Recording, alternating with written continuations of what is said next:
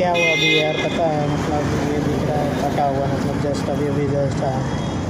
एक कस्टमर थी, लेडीज़ थे, ये मतलब बुकिंग हुआ इतना दूर, उसके बाद 3 किलोमीटर दूर मतलब पिकअप करके आए यहाँ पे, और जैसे ही पहुँचे वेट कर रहे हैं, कॉल कर रहे, कॉल नहीं उठाई, तो उसके बाद कैंसिल कर दी। मतलब क्या मतलब यार, जब आपको नहीं बुक करना तो कैंसिल क्या है, मतलब बात देखिए कि ठीक है हमारे बात करके वहाँ से आया, उसके बाद पहुँचने के बाद कैंसिल कर दिए। अरे कोई मतलब बनता है? ऐसे ऐसे लोग पड़े बड़े हैं, इतना दूर से आओ उसके बाद कैंसिल कर दे रहे हैं। नहीं जाना था तो पहले बुक नहीं करना चाहिए, बताना चाहिए था कि हाँ नहीं जाएंगे। ये बुक करके क्या मतलब, हमारा तो नुकसान हुआ ना भाई, उतना दूर से वापस आए गए। इन लोग का क्या है, दाएँ उठाएँ बटन दबाएँ कैंसिल, कोई मतलब है? अच्छी नहीं लगता यार ऐसे।